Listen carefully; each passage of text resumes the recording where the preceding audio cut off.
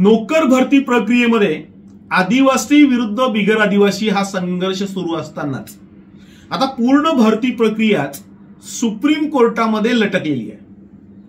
जे दिनांक 10 नोव्हेंबर पर्यंत आता कुणालाही नियुक्ती पत्र मिळणार नाही असा निकाल लागलेला आहे।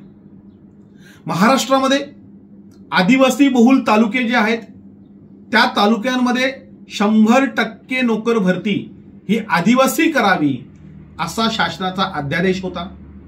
त्यानुसार भरती प्रक्रिया सुरू झाली होती। हजारोंच्या संख्येने अर्ज आले होते आणि जवळपास ही भरती प्रक्रिया पूर्ण होण्याच्या बेतात असतानाच जे लवकरच नियुक्ती पत्र मिळतील असं दिसत असतानाच आता सुप्रीम कोर्टाने एक वेगळाच आदेश दिलेला आहे, एक वेगळाच निर्णय झालेला आहे आणि त्याच्यामुळे आता ही भरती प्रक्रिया लटकते की काय असं वाटायला लागलेलं आहे। पालघर जिल्ह्यामध्येही ही भरती प्रक्रिया सुरू होती। शिक्षकांची भरती प्रक्रिया सुरू असतानाच आदिवासी विरुद्ध बिगर आदिवासी हा संघर्ष उफाळला होता। पात्र आणि अपात्र उमेदवार यांच्यामध्ये वादावादी सुरू झाली होती। पात्र उमेदवार म्हणत होते आम्हाला तात्काळ नियुक्ती द्या, मात्र पालघर जिल्हा परिषदेने त्या नियुक्त्या दिल्या नव्हत्या।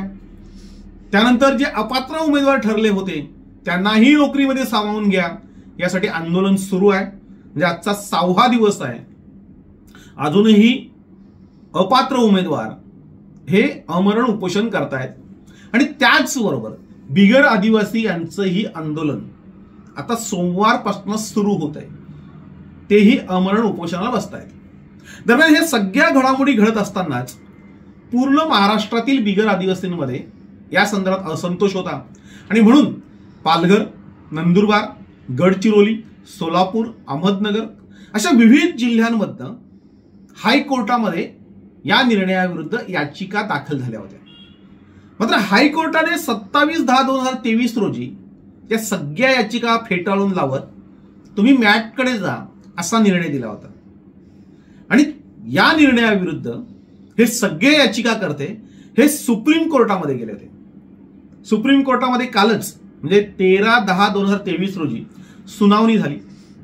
या सुनावणीमध्ये सरकारतर्फे ॲडव्होकेट जनरल सराफ यांनी सरकारची बाजू मांडली आणि बिगर आदिवासी समितीतर्फे यशोदीप देशमुख आणि राहुल ठाकरे तर सामाजिक विकास प्रबोधिनीतर्फे ज्येष्ठ वकील PS पटवालिया यांनी युक्तिवाद केला आणि यांनी युक्तिवाद करताना 100% दिलं जाणारं आरक्षण हे कसं चुकीचं आहे हे सुप्रीम कोर्टाला पटवून दिलं।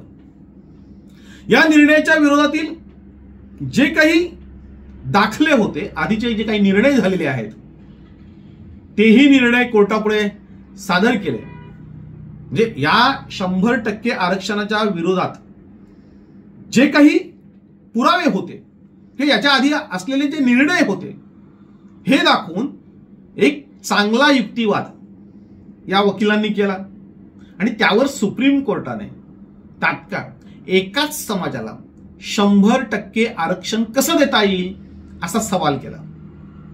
विशेष म्हणजे या आरक्षणाविरोधात सुप्रीम कोर्टानेच आपली मतं ही विरोधात व्यक्त केली आणि त्याचबरोबर जो काही हायकोर्टाने निर्णय दिला होता तो रद्द करण्याचा आणि गुणवत्तेच्या आधारे निर्णय घेण्यासाठी पुन्हा हायकोर्टामध्ये जाण्याचा हा आदेश सुप्रीम कोर्टाने दिला।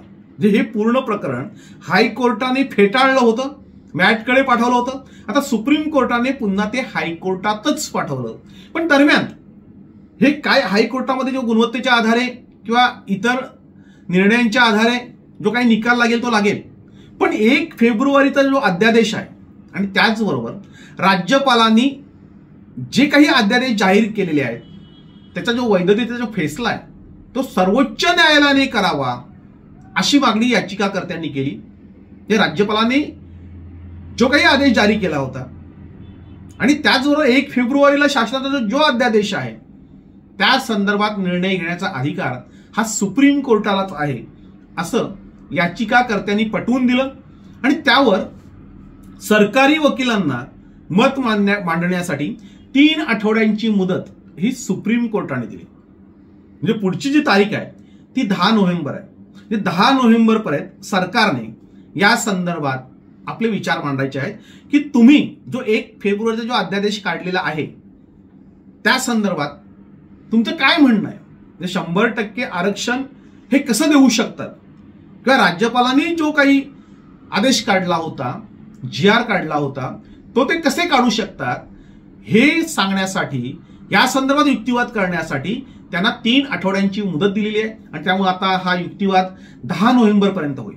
पण तोपर्यंत हे जे ऍडव्होकेट जनरल सराफ आहेत त्यांनी जे शासनातर्फे सुप्रीम कोर्टाला सांगितलं होतं की जोपर्यंत कोर्टाचा निकाल लागत नाही तोपर्यंत शासन कुठल्याही प्रकारच्या नियुक्त्या देणार नाही, हे स्टेटमेंट त्यांनी कायम ठेवलंय. म्हणजे आत्ता कुठल्याही प्रकारच्या नियुक्त्या हे शासन देणार नाही, कारण भरती प्रक्रिया जवळजवळ पूर्ण झाली होती, कोणालाही नियुक्तीपत्र मिळाली नव्हती.